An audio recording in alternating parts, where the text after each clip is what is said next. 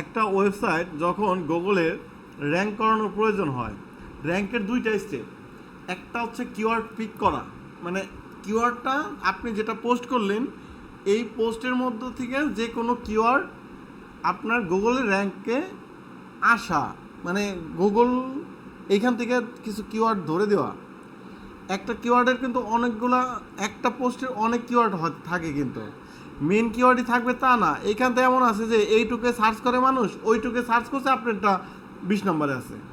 Main keyword তো আছেই, এছাড়াও কিন্তু যে কোনো কিওয়ার্ডে আপনার এটা র্যাঙ্কে আসতে পারে। এই পোস্টটা করার পরে গুগলে এটা ইন্ডেক্স হওয়ার পরে এইখান থেকে যে কোনো শব্দে সার্চ করার পরে ওইটা গুগলে ধরলো কি না, পিক করলো কি না, এইটা একটা র্যাঙ্ক। এখন গুগলে যখন র্যাঙ্ক করলো, ধরেন যে কোনো একটা কিওয়ার্ডে গুগলে র্যাঙ্ক করলো, এটা দেখা গেছে যে ধরেন র্যাঙ্ক মানে হচ্ছে 50 নম্বর 100 নম্বর হতে পারে। এইটা কিন্তু একরকম গুগলের র্যাঙ্কে নিয়ে আসা, যে একটা নতুন সাইট গুগলের র্যাঙ্কে নিয়ে আসতে হবে।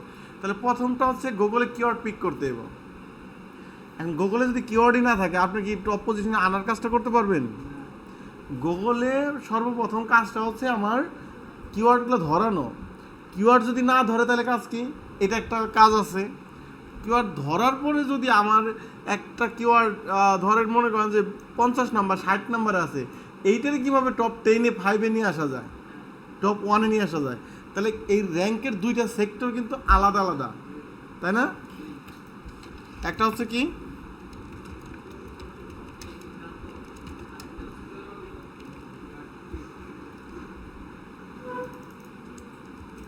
কিওয়ার্ড পিক করা, আর একটা হচ্ছে টপ 10-এ আনা।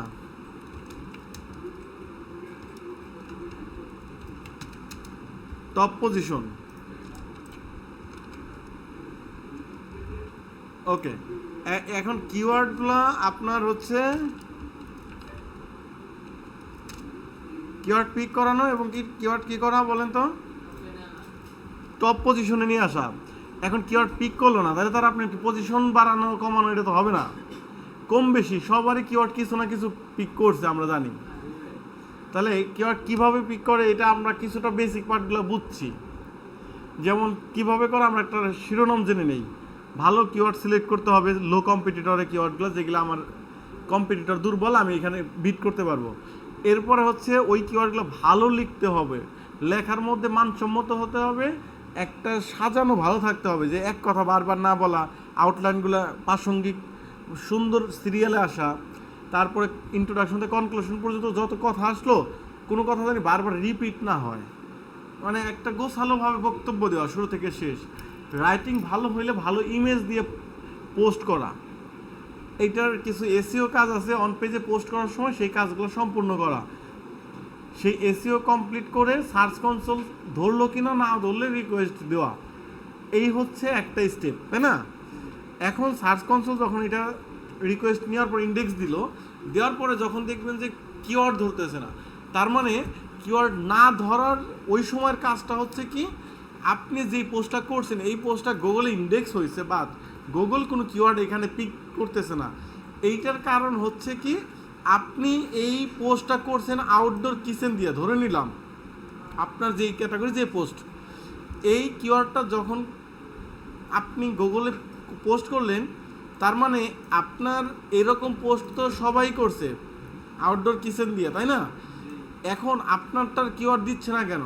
কারণ হচ্ছে যাদের দিচ্ছে এদের সাইটকে আপনি বিট করতে গেলে এই যে আউটডোরের কিচেন সংক্রান্ত আরও যে কিওয়ার্ডগুলো আছে, ধরুন আরও 100 কিওয়ার্ড আছে, 150 কিওয়ার্ড আছে, এরা সবাই ওই সব কিওয়ার্ডগুলোরে কাভার করছে, আপনি কাভার করেন নাই।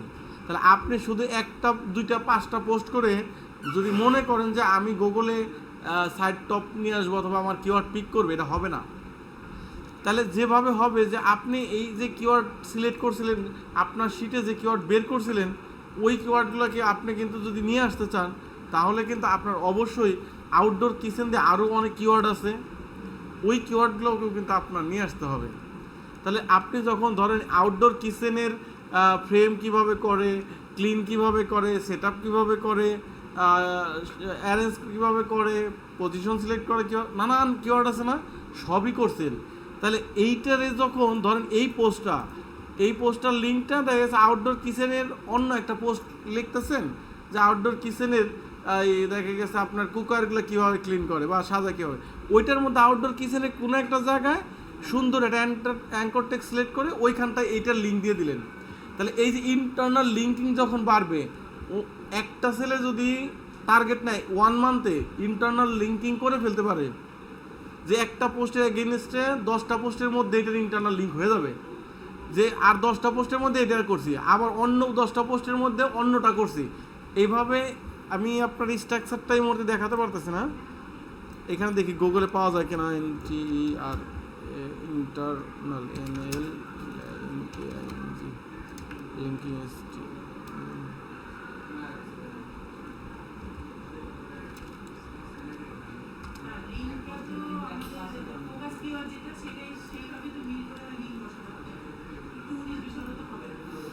আপনার এই যে এইটার আউটডোর কিচেনের ফ্রেম জাতীয় কোনো কথার মধ্যে এটা দিতে পারবেন।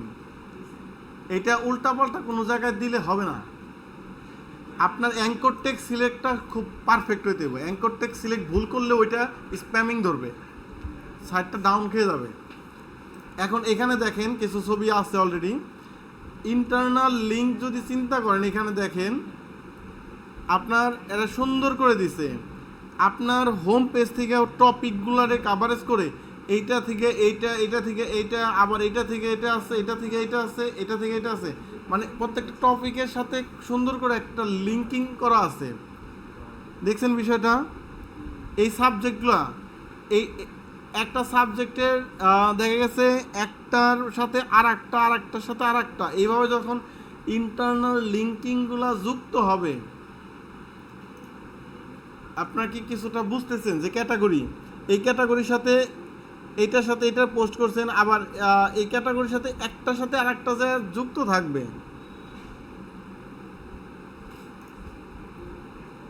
এজ ওই যে ডেস্টিনি কে জানে কয় MLM আছে না, মাথা লাগাই দেয় যেরকম, আপনার এক পোস্টের সাথে আর এক পোস্টটা খুব সুন্দর করে এইভাবে লাগাই দিলে ইন্টারনাল লিঙ্কিংগুলো যে এরকম। কথাটা বুঝতে পারছেন? এই যে পোস্ট 1, পোস্ট 2তে এইটা দেওয়া আছে, ঠিক আছে, এই ক্যাটাগরির সাথে যুক্ত কিন্তু এইটা। আবার এই যে পোস্ট 3 আবার পোস্ট 4, এই পোস্ট 4-এর মধ্যে আবার ধরেন পোস্ট 1-এর লিঙ্ক দেওয়া আছে। তার মানে দেখেন একটার সাথে এইভাবে করে আর একটা কানেক্ট হয় না। এইটা ওই আপনার কি বলে, বাড়িতে ঘর দিলে যেমন যেন পড়ে না যায়, পেলা যায় না যেরকম, খুঁটি দেয় না যেরকম, একটার সাথে আর একটার সাথে বাটাম দেয় জোড়া লাগে, পুরো 4 কোণ দিয়ে একটা টিনের ঘরই করে। এরকম আপনি ইন্টারনাল লিঙ্কটা যদি স্ট্রং করতে পারেন, আপনি মনে রাখবেন যার যত ইন্টারনাল লিঙ্কের স্ট্রাকচার সুন্দর সাজানো, যে এইটার এগেনস্টে আমি আর একটা পোস্ট কিওয়ার্ড বের করব। এখন কিওয়ার্ড বের করতে গেলে দেখা গেছে ধরেন আমরা একটু সেম রাশে দেখি,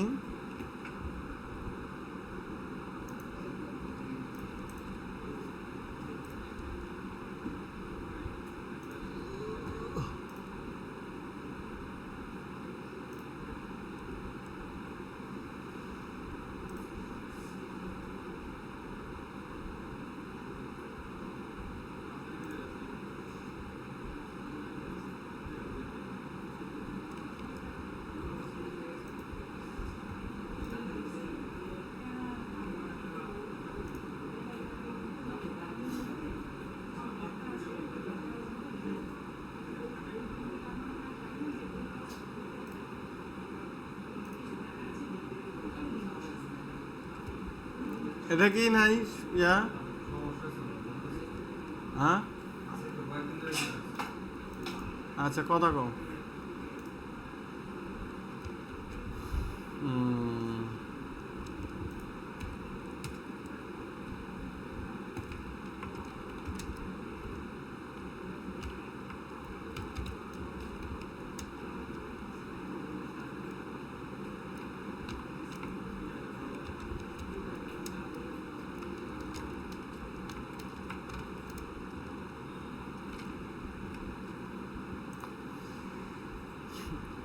এখন দেখেন আমি এখানে একটা জাস্ট ওইদিকে যাচ্ছি না যে কোনটা সার্চ আছে কিনা আছে।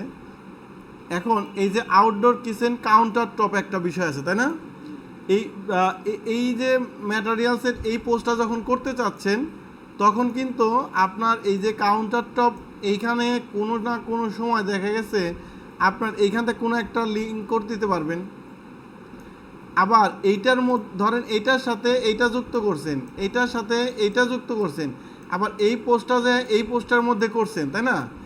একটার সাথে আরেকটা করে প্রত্যেকটার সাথে একটা করে কানেক্ট হয়ে যাচ্ছে। কিন্তু যখন এই যে ইন্টারনাল লিঙ্কিং কানেক্ট হচ্ছে, তাহলে এই পোস্টটা যদি কিচেনের আউটডোর কিচেনের যদি মনে করেন যে 100টা পোস্ট হয়, তার ভিতরে যদি এইটা ডিরেক্ট 10টার মধ্যে থাকে বা 5টার মধ্যে থাকে, আবার এইটাও যদি কোনো না কোনো 5টার মধ্যে থাকে, ওই 5টা আবার দেখা গেছে এইটার সাথে কোনো না কোনোভাবে যুক্ত আছে।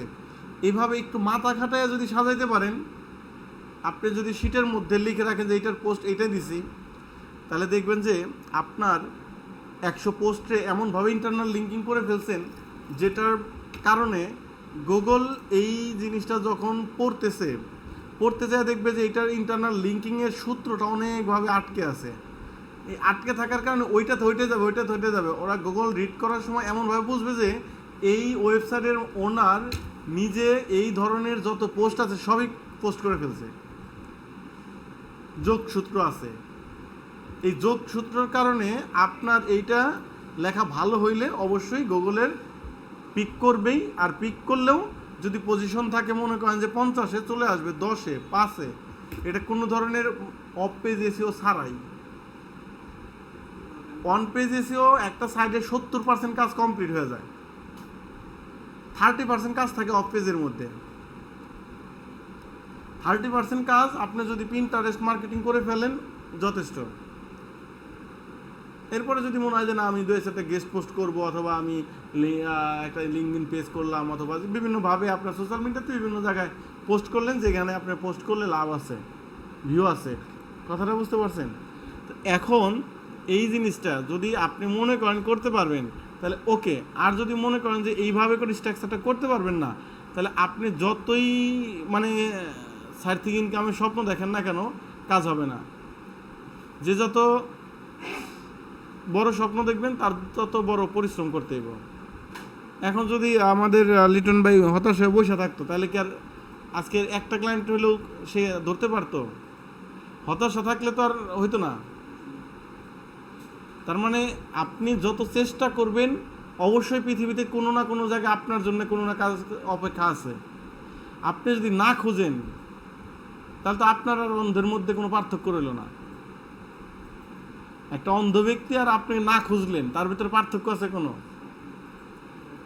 এই ওয়েবসাইটটার স্ট্রাকচারটা আপনি সুন্দর করে সাজাবেন।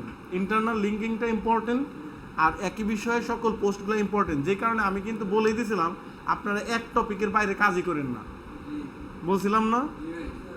সবাই যে কোনো একটা নির্দিষ্ট ক্যাটাগরি সিলেক্ট করে করা হয়েছিল না? তাহলে আপনার অবশ্যই একটা ক্যাটাগরিতে কাজ করলে অটোমেটিক আপনি যদি 100 পোস্ট করে থাকেন, তাহলে হয়তো আপনি এখন খেয়াল করবেন যে কোনটার ভিতরে কোনটার লিঙ্ক দেওয়া আছে, কোন পোস্টের লিঙ্ক কোনো জায়গায় দেওয়া নাই। এমন হয়েছে না যে একটার লিঙ্ক সব জায়গায় আছে কিন্তু অন্যগুলোর লিঙ্ক কোনো জায়গায় পাই নাই? তাহলে হবে না।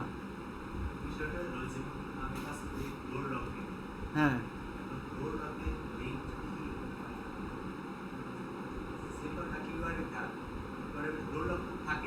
হ্যাঁ,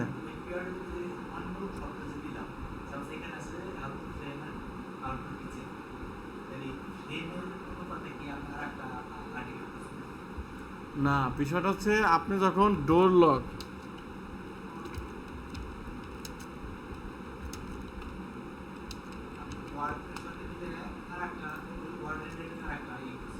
ইন্টারনাল লিঙ্কটা আর একটু ক্লিয়ার হন, রেকর্ড আছে আপনারা পাওয়া যাবেন, সমস্যা নেই। এখন দেখেন এই যে ডোর লক,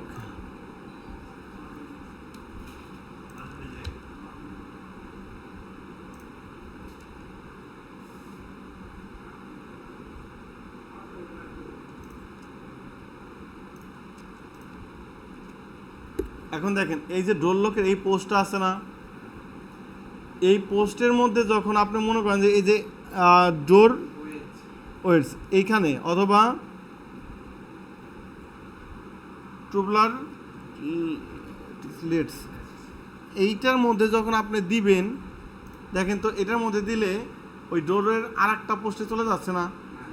হ্যাঁ, এখন আমার কথাটা হচ্ছে আপনি যে ইন্টারনাল লিঙ্কিংগুলো করতেছেন, এই যে পারফেক্ট জায়গায় পারফেক্টটা দিচ্ছেন না আপনি, এখন দিয়ে এই পোস্টের মধ্যে ধরেন আপনি 3-4টা ইয়া করতে পারছেন বা 2টা করতে পারছেন, লেখা না মিললে তো আর করতে পারবেন না। আর ওই যে পেজটা দিলেন সব পোস্টে খালি ওই পেজে দিতেছেন, এই পেজ আবার কোনো জায়গায় যাইতেছে না, তাইলে হইব না। এই পেজে এখানে 3টা পোস্ট দিছেন, আবার নতুন পোস্ট করতে গেলে এই পেজের লিঙ্কটা আবার ওই নতুন পোস্টে দেওয়ার চেষ্টা করবেন। বিষয়টা কি ক্লিয়ার করতে পারছি? যে আপনি শুধু এই পেজেরই সব জায়গায় লিঙ্ক দিতেছেন সবটি পোস্টে, কিন্তু ওই যে পোস্টগুলো করতেছেন ওইগুলারটা অন্যটায় দেওয়া নাই। মানে আপনি 100 পোস্ট করছেন, 100 পোস্টই জানি সবটা অ্যাভারেজ করে থাকে, মানে একটারে খালি ইন্টারনাল লিঙ্ক বাড়তেছে কিন্তু অন্যগুলো বাড়তেছে না, এইরকম জানি না হয়। কথাটা বুঝাইতে পারছি? হ্যাঁ হ্যাঁ,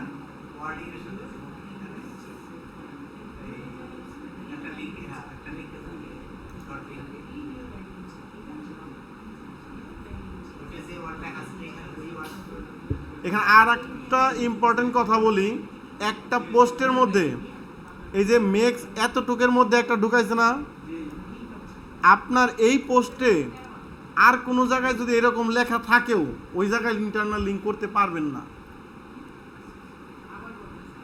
ধরেন এই যে একটা লেখা আছে না এতটুকু, এইটুকু লেখার মধ্যে এইটা লিঙ্ক দিয়েছেন আপনি, তাই না? এরকম লেখা আর এক জায়গায় আছে ধরেন এই সেম লেখাটা, কিন্তু এইটুক সিলেক্ট করে আবারও লিঙ্ক দিতে পারবেন না, অন্য জায়গায় অন্য লেখা হইতে হইব, এই সব লেখাই দিতে হইব। কথাটা বুঝছেন? কারণ এক জায়গায় খালি বেডরুম লেখা আছে, ধরেন এখানে ডিফিকাল্ট লেখা আছে, তাই না? এরকম ডিফিকাল্ট। আচ্ছা, আমি অন্য একটা কমন একটা ধরতেছি, ধরেন ক্যান। এই ক্যান কত জায়গায় আছে? 9 জায়গায় আছে না?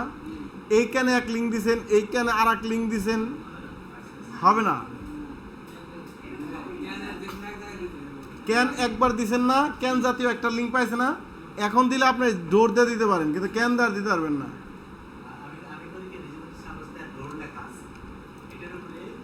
এই ডোর তো এই পোস্টের মধ্যে 56 জায়গায় আছে, শুধু ডোর সিলেক্ট করে একটা বারই দিতে পারবেন, দ্বিতীয়বার ডোর সিলেক্ট করে আর দিতে পারবেন না। তোমার যদি প্রয়োজনে 10টা চাও 10টা দিতে পারবা, কিন্তু প্রয়োজন নাই সব জায়গায় ডোরের মধ্যে মধ্যে ঢুকাই দিতে চাও, নো, হবে না। তুমি এখানে ডোর দিছো কেন?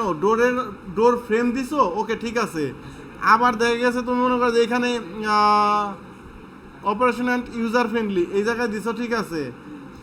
তুমি মনে করো যে মোর এইখানে দিছো, এটা ঠিক আছে, কিন্তু একটা শব্দের মধ্যে কয়েকবার দেওয়া যাবে না। অ্যাডভান্সলি কিছু বিষয় থাকে না যে আমরা কাজ করে আসতেছি, কোথায় ভুল হতে পারে কোথায় ভুল হতে পারে না, এই বিষয়গুলো বোঝার জন্য কিন্তু এরকম আমাদের কাজ করতে হবে। আমরা ভুল করতেছি কিনা, ভুল করা যাবে না, যে কারণে কথাগুলো আমি আবার বলতেছি। হ্যাঁ, দেখাচ্ছি, দাঁড়ান 1 মিনিট। আসসালামু আলাইকুম। জি, হ্যালো হ্যালো, আসসালামু আলাইকুম। জি জি ভাই, আপনি এই নাম্বার তো আমাকে সেভ নাই। হ্যাঁ, আমি ফোন দিচ্ছি ভাই। ও আচ্ছা আচ্ছা, ঠিক আছে ভাই, আমি ফোন দিচ্ছি ভাই একটু পরে। হ্যাঁ, আচ্ছা আচ্ছা, জি জি।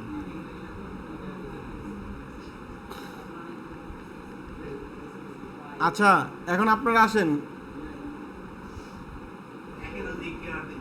হ্যাঁ হ্যাঁ হ্যাঁ, কোনটা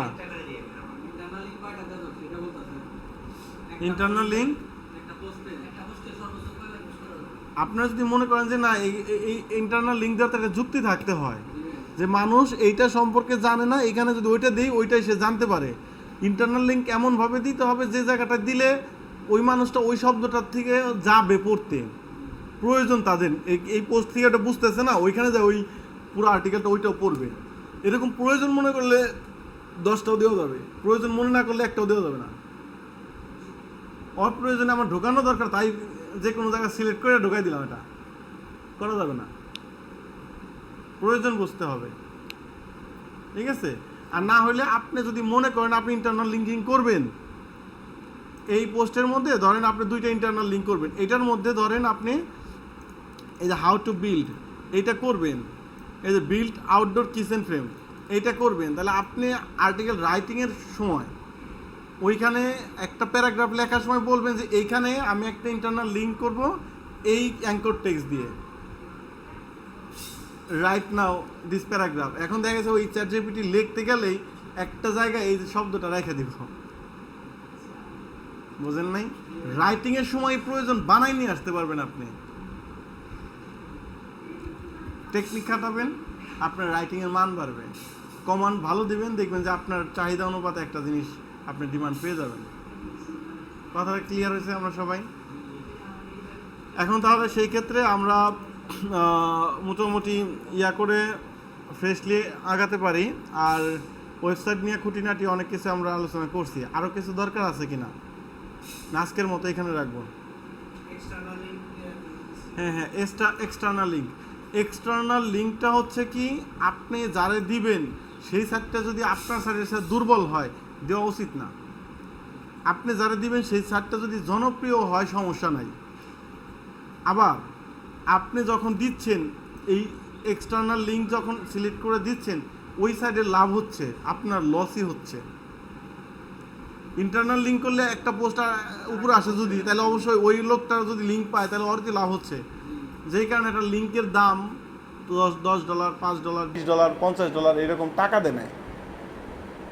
যখন মনে হয় যে এই পোস্টটা আমার র্যাঙ্কে আসতেছে না, আসছে 50-60 নম্বরে, সে যদি মনে করে এই লিঙ্কটা আমার বিভিন্ন সাইটে দিয়ে দিব, তাদের লেখার মধ্যে ঢুকে সে এটার উপরে ইনভেস্ট করে। কিছু কিছু পোস্টের জন্য দেখা গেছে $1000, $2000 ইনভেস্ট করে, বুঝেন নাই? টপ 1-এ আনার জন্যে এই কাজটা করে। সেই ক্ষেত্রে আপনারা এক্সটার্নাল লিঙ্ক আমি বলবো না দেওয়াই ভালো। যে জায়গাটায় মনে করতেছেন যে এই মানুষ DIY সম্পর্কে বুঝে না, তাহলে হোয়াট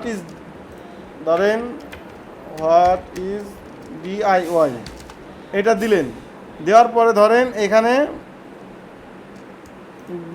ডেফিনেশন অ্যান্ড মিনিং, ঠিক আছে? এখন এইটা মিনিংটা এখানে আপনি ধরেন করলেন, মনে করলেন এটা দেওয়া দরকার, এইখানে এই জায়গাটায় আপনি যে পোস্টটা করতেছেন এইখানে লিঙ্ক অ্যাড করলেন।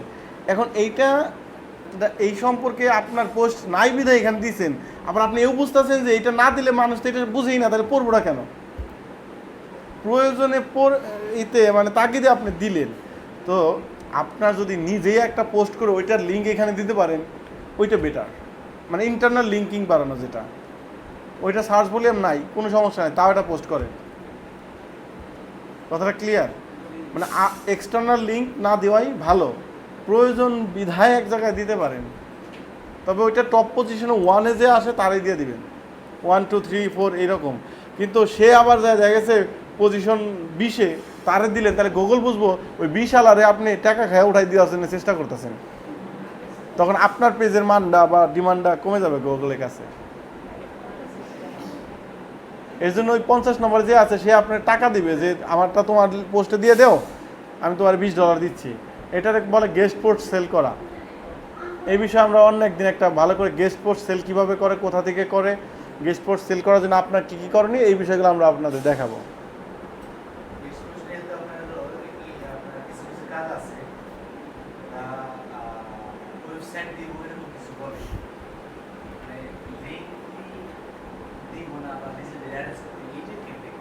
ওই তো গেস্ট পোস্ট নিয়ে আমরা কোনো একদিন পূর্ণাঙ্গ একটা ক্লাস নিব, যে কিভাবে সেল করবেন, আবার আপনার কিভাবে বাই করা উচিত, মানে নিজের জন্য কিভাবে অ্যারেঞ্জ করা উচিত, আবার নিজেরটা কিভাবে সেল করবেন নিজের। হ্যাঁ, এইটা নিয়ে আমরা গেস্ট পোস্টের আলাদা একটা ক্লাস নিব, ঠিক আছে? তো এইটা রেকর্ড অফ করে দেই।